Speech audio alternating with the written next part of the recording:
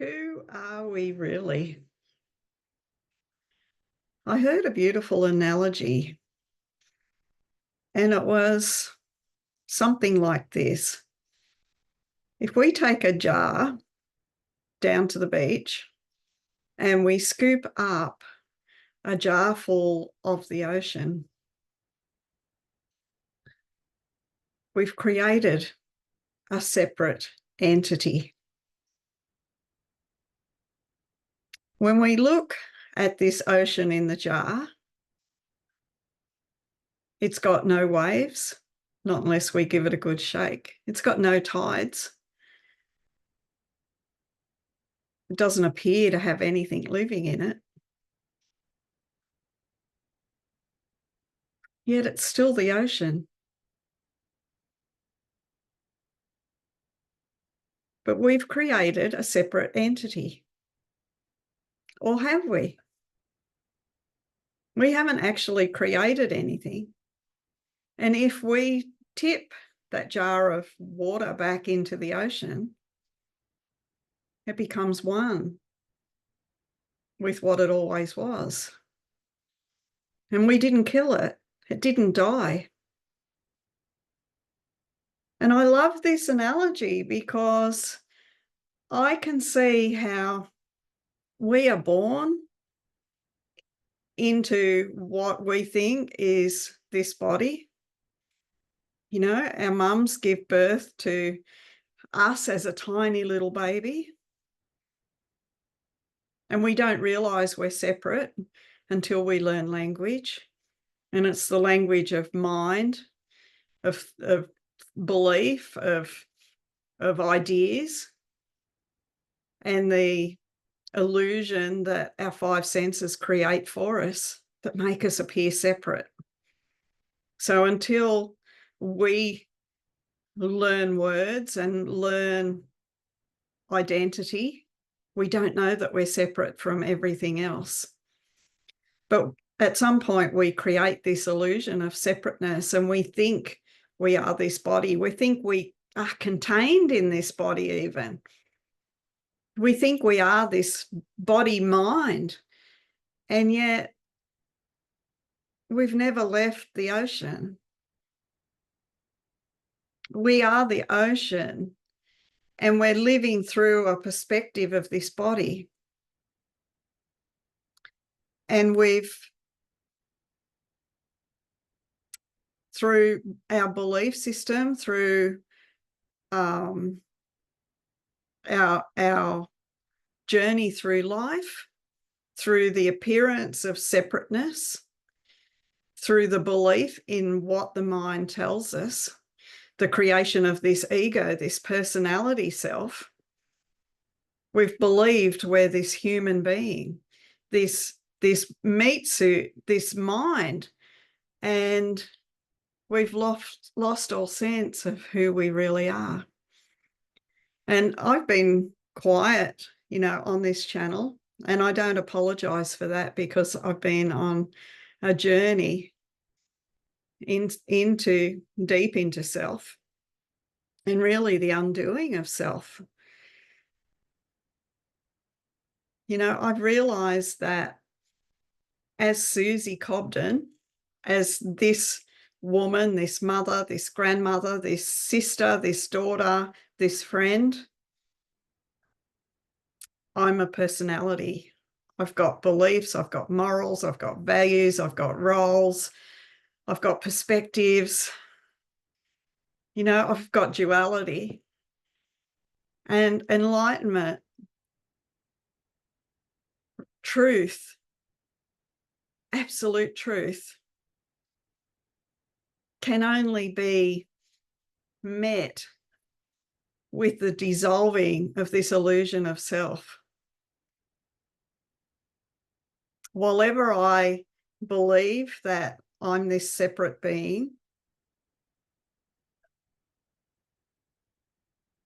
I diminish the truth of self. And most people think that they've got to learn, that they've got to study, that You know, they've got to do all of these practices to become themselves. And what I've discovered is it's not about learning more, it's about unlearning. Because everything that I learned as a human being was only a perspective.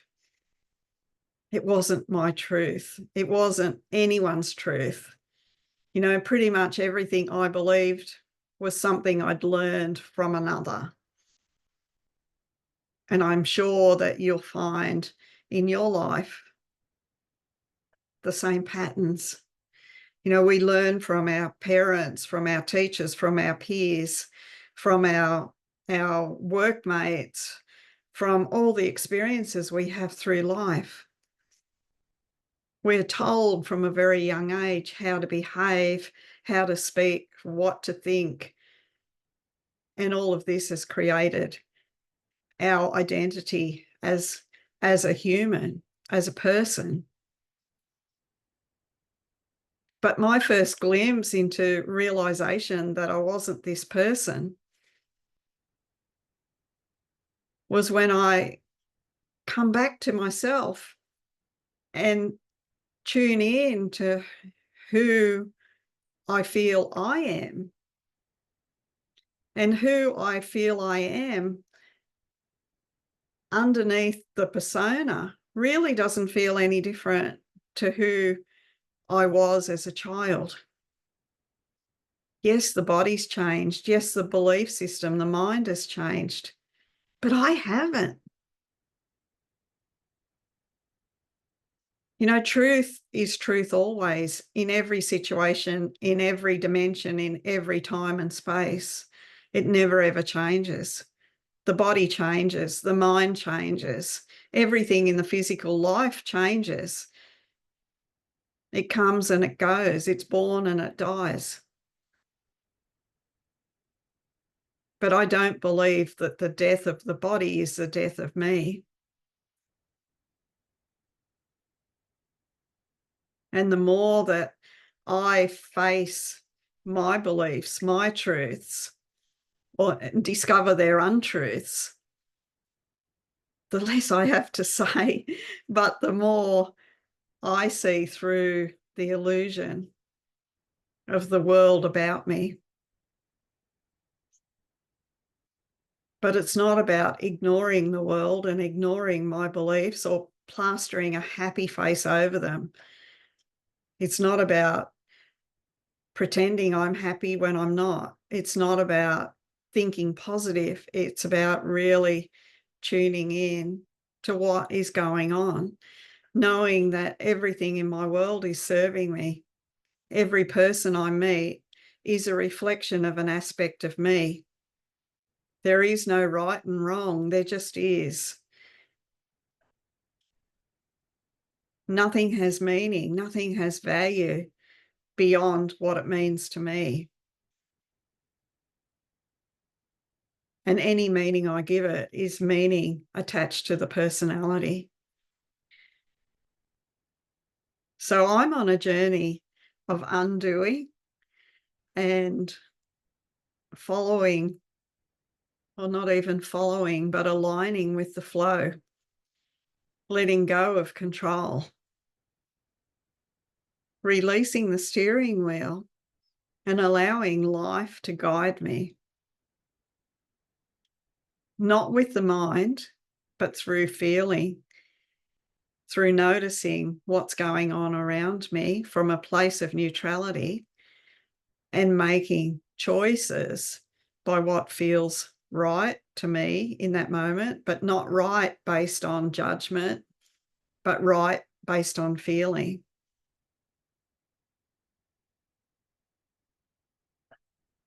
I trust the analogy of this little jar of the ocean helps you to understand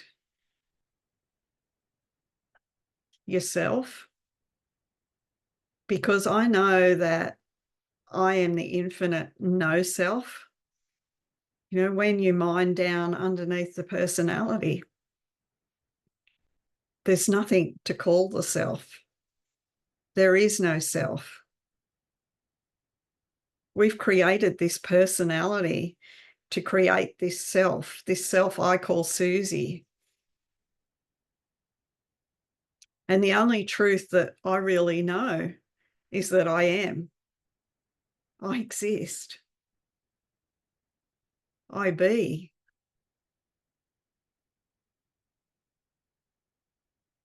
And nothing else that I have been able to really scrutinize has been able to stand up to the truth, the unchanging truth. So as I continue to question my beliefs,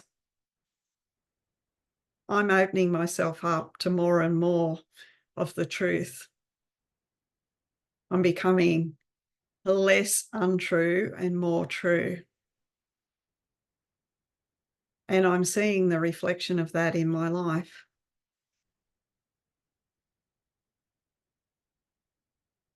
You are the ocean. I am the ocean. And I'm dressed in this temporary container. But I'm not the container. And when I can let go of all of the traits of that container, then I become more truth. Biggest hugs.